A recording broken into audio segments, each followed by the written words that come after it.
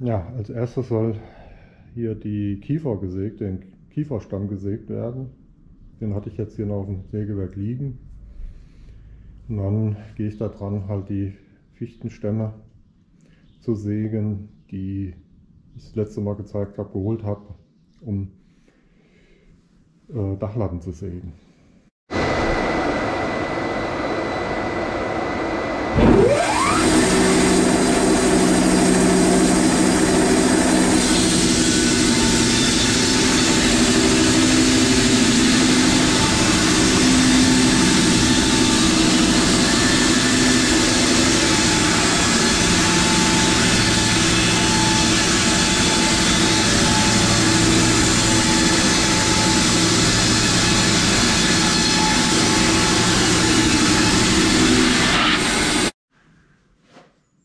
So,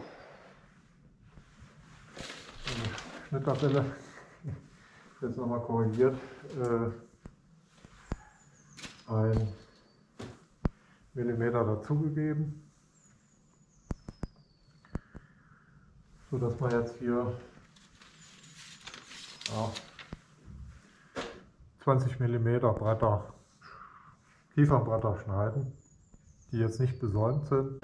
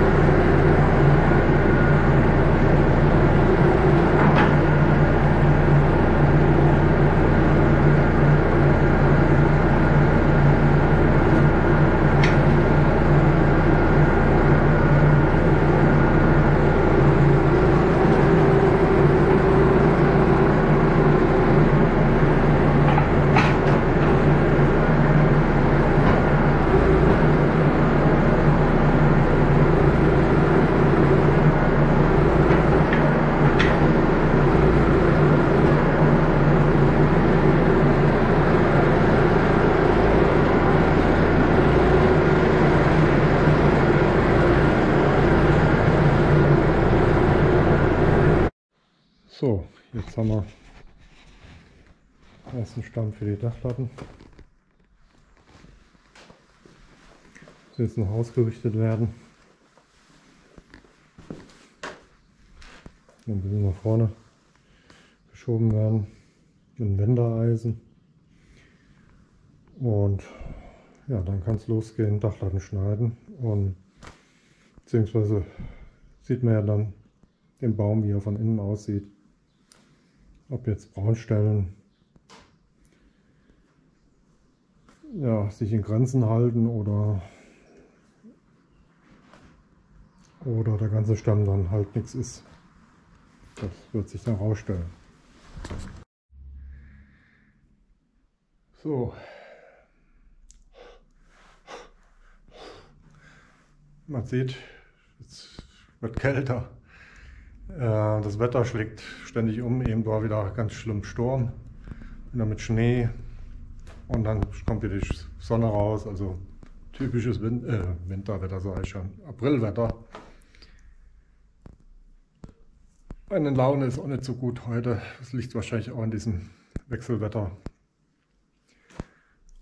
wo ich dann heute erstmal Feierabend mache. Ich zeige euch aber nochmal das Schnittergebnis, den Stamm, den ich aufgelegt hatte, wie er nun von innen aussieht.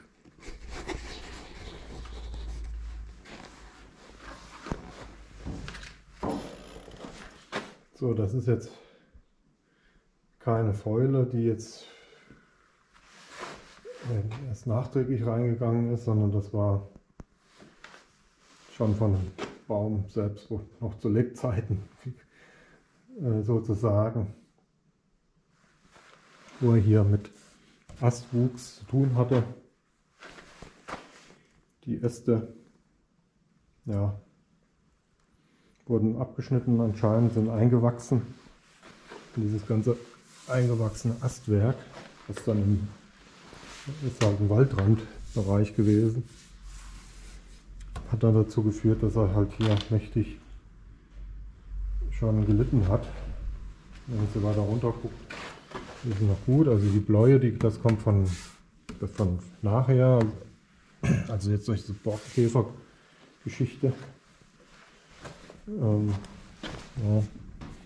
So sieht es gut aus. Wären die Äste noch eine überschaubare Maße gewesen. Aber hier oben, das sieht nicht mehr gut aus.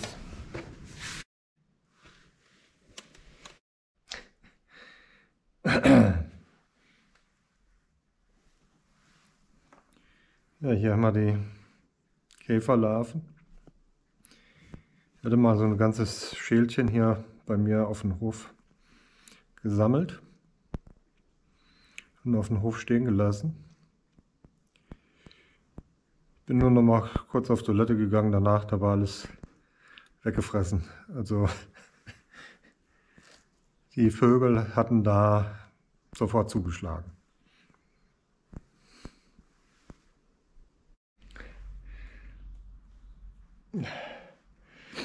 So, es gab eine Sache, die hat mich optimistisch gestimmt, dass da noch Borkenkäferlarven in der Rinde waren.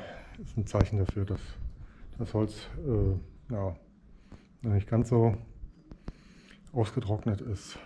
Und deshalb habe ich mir heute diese Laune nicht verderben lassen, die Laune nicht verderben lassen.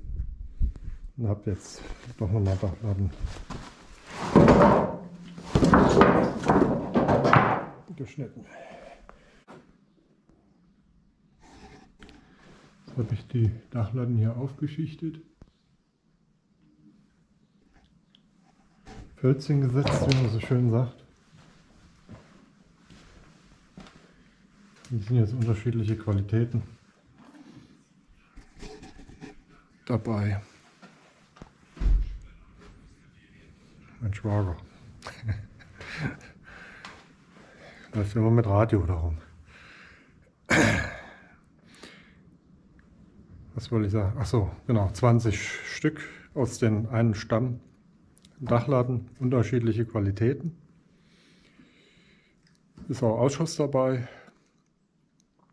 Ja, also dann muss man dazu sagen, das sind jetzt keine 40 x 60, sondern 45 x 60. Gibt es so eigentlich nicht zu kaufen, so standardmäßig. Also ist wegen der Sparrenbreite,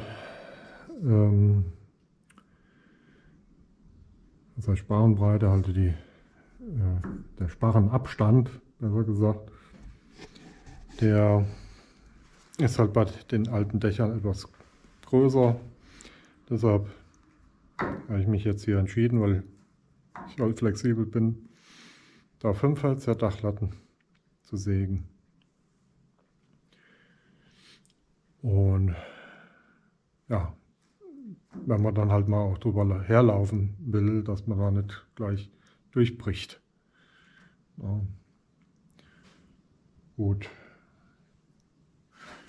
Und ja, normalerweise für so eine Dachlatte, für eine dicke Dachlatte, da bezahlt man für ein 4 Meter Stück auch schon mit Mehrwertsteuer 5 Euro. Wenn jetzt die 20 Stück alle gut gewesen wären, dann kann man es ja ausrechnen, wenn schon 100 Euro, was man sonst dafür bezahlen muss. Aber hier, wie gesagt, ist eine Ausschussware dabei. Die hat man aber manchmal auch, wenn man jetzt Dachlatten kauft vom Handel, hat man auch Ausschussware dabei. Und dann muss man auch aussortieren, das ist, obwohl es heißt, das ist garantierte Qualität, sind halt doch Äste, manche so astig, dass sie schon von alleine auseinanderfallen. Gut, das dazu.